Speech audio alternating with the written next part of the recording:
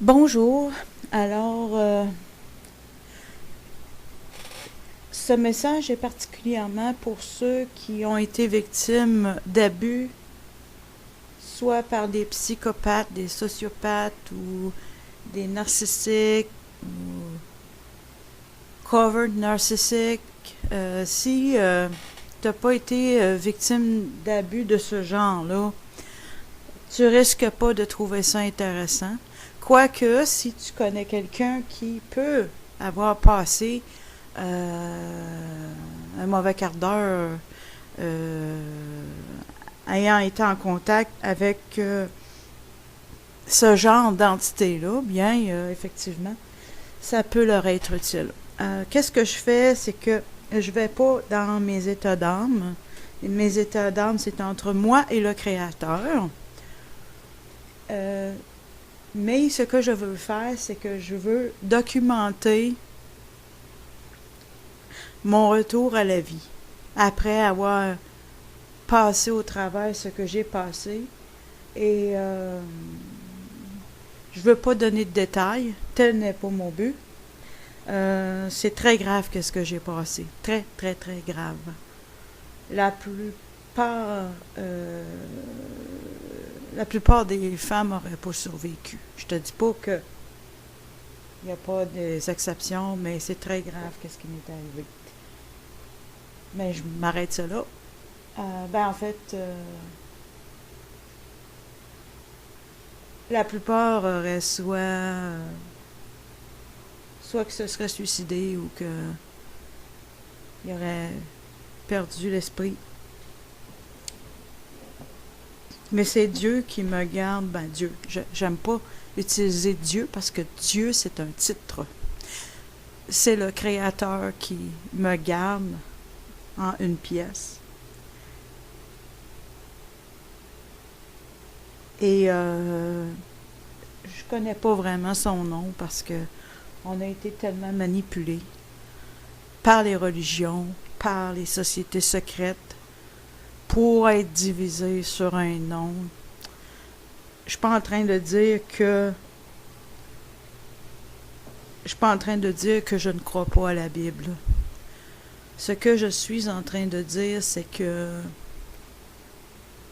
l'Esprit de Dieu peut utiliser la Bible pour te parler de la même façon qu'il peut utiliser des circonstances extérieures à toi pour te parler. L'esprit du Créateur n'est pas limité à ce qu'on le limite. Et comme j'ai dit, les religions sont beaucoup, peu importe laquelle, sont beaucoup contrôlées par les sociétés secrètes, que ce soit les francs-maçons, que ce soit les jésuites, que ce soit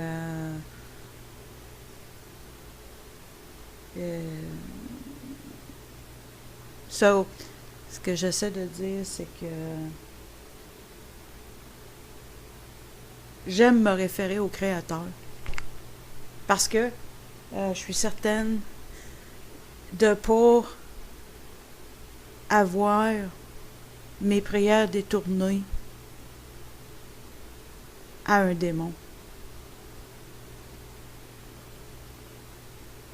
Je vais te donner un exemple. Je sais, ça comprend beaucoup de choses que ce que je suis en train de dire, mais je touche à 56 000 sujets, alors il faut que je parle de ces choses-là importantes parce que je ne réfère pas les personnes à moi. Je réfère les personnes au Créateur. Je dois donc parler. Alors, je dois donc mentionner ce que je dis. Qu'est-ce que j'étais en train de dire déjà? Parce que moi, j'écris pas mes messages. Ça vient au fur et à mesure. Après avoir demandé au Créateur de m'aider, me diriger à donner un message clair, puis un message qui va aider, qui va t'aider. Alors, je vais donner un message, je vais donner un exemple très, très simple et clair. Le fameux Jésus qui est blanc, là, avec soit des yeux bleus ou des yeux verts, là, on s'entend-tu que c'est du conditionnement? Parce que, ben, parce que il était pas un Européen, hein? Fait qu'il pouvait pas avoir l'air d'un Européen. Hein? Il pouvait pas avoir la peau blanche, puis les yeux pâles, puis les cheveux pâles. T'sais, c'est un exemple que je donne. T'sais, si tu pries cette image-là, c'est pas le Messie que tu pries. C'est un imposteur que tu pries. Et l'imposteur, pour ceux qui ont lu la Bible, ou pour ceux qui ont lu le Coran, on les appelle soit les démons ou les djinns. On parle de mêmes entités de toute façon.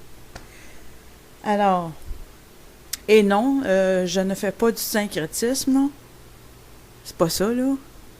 Mais faut arrêter de limiter l'action du Créateur et de l'Esprit qui nous a envoyés suite à sa résurrection, suite à la résurrection du Messie. Faut arrêter de limiter l'action du Saint-Esprit ou du Grand Esprit que les Amérindiens appelaient. Moi, là, je n'en peux absolument plus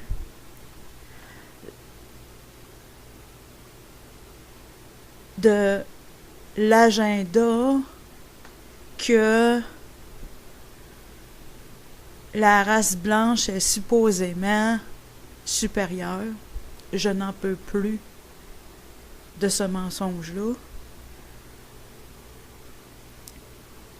Bien, écoute, c'est clair qu'il y a une conspiration pour que les sociétés secrètes aient créé un Jésus blanc. Faut bien qu'il y ait une conspiration. Et je sais, je rentre dans 56 000 détails. Et pour donner un exemple, que la conspiration est internationale, si tu regardes par exemple aux Indes,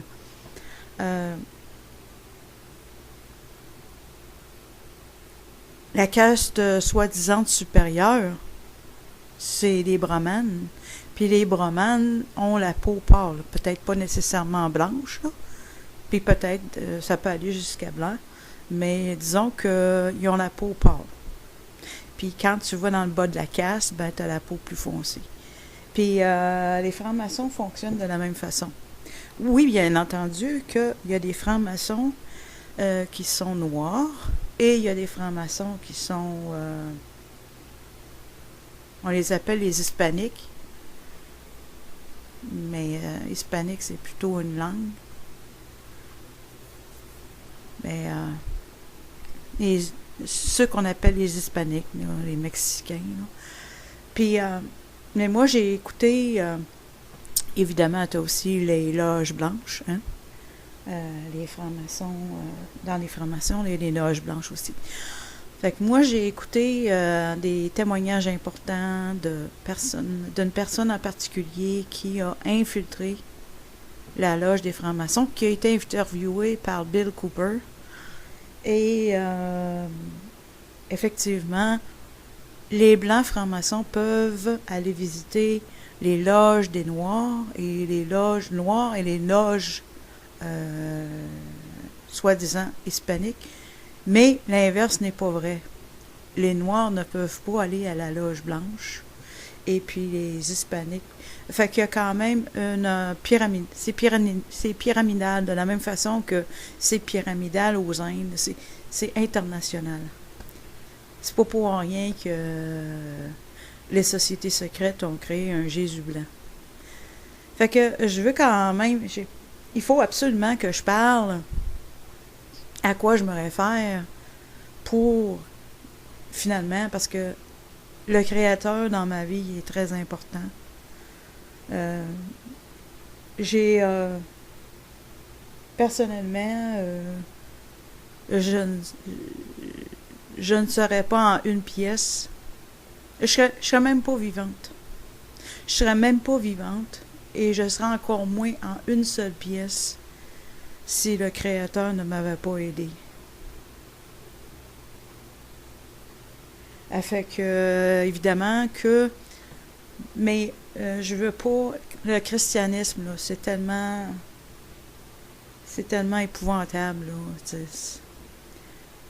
pour faire une histoire courte, j'ai quitté la religion catholique et puis je suis allée dans ces groupements évangéliques-là. Je les ai toutes visités pratiquement. De 1987 jusqu'aux environs de l'an 2000. Mais je suis pas précise, là, parce que c'est pas mon but. Fait que je les connais pas mal, puis j'ai réalisé que c'est encore sous le contrôle de Rome, parce que la plupart sont œcuméniques. Et oui, bien entendu, il y a aussi les groupes indépendants, mais les groupes indépendants, c'est une autre petite gamique, tu sais, je veux dire, dans ces groupes fondamentaux-là, je veux dire, la femme, elle a aucune place. Faut juste qu'elle s'assoie, qu'elle porte une robe, qu'elle s'assoie, puis qu'elle chante des chansons ou qu'elle s'occupe des enfants. Elle est juste bonne à ça. Et je veux dire, c'est un. Puis même les hommes dans ces groupements fondamentaux-là sont même pas. Peuvent même pas parler, fait qu'encore moins une femme. Fait que. Puis si tu regardes à un autre extrême, t'as les autres extrêmes comme les mouvements pentecôtistes, par exemple, qui finalement, c'est le free-for total. Euh, N'importe quoi peut passer. Tu sais, c'est soit trop restrictif ou... OK, c'est soit trop restrictif. Ça, on parle de... OK, la plupart des églises évangéliques sont quand même sous Rome. Parce que sont sous le mouvement œcuménique. Ils sont dans le mouvement œcuménique. Et la plus belle preuve de ça, c'est les phallus qui sont sur le top des églises, ils appellent ça je n'ai pas le mot français, steeple, S-T-E-E-P-L-E ou S-T-E-E-P-L-E. C'est un symbole, ça représente le pénis d'Osiris. Fait que, soit que la plupart sont sous le contrôle de Rome, puis ceux qui ne sont pas, bien là, tu as les fondamentaux à l'extrême, que la femme n'a pas de place. Fait que, il y a juste un one-man show. Puis l'autre extrême, ben, tu as les pentecôtistes, que c'est le free-for-all total, que n'importe quoi peut se passer. Peuvent même peuvent aller jusqu'à japper puis ramper comme des serpents, puis en tout cas, bref. On rentrera pas dans les détails. Fait que, bref, non. J'ai pas eu ma place, puis je n'en ai pas besoin. C'est ça. Fait que, pourquoi je dis ça? C'est parce que le christianisme, ça a mal commencé avec Constantin, le premier pape.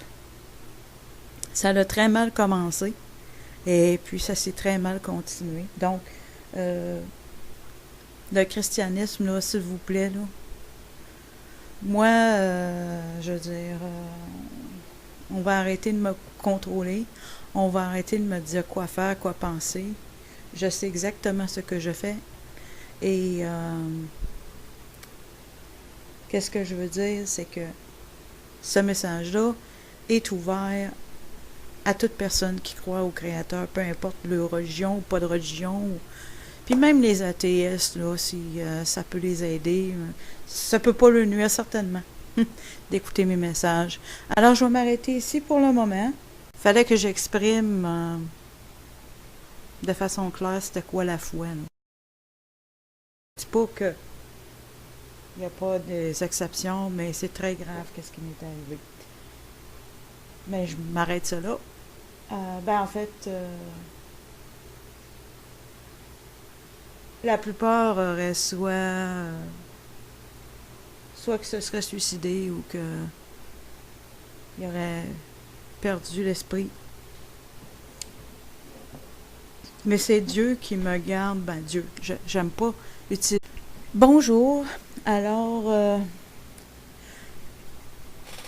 ce message est particulièrement pour ceux qui ont été victimes d'abus, soit par des psychopathes, des sociopathes ou des narcissiques ou covered narcissiques.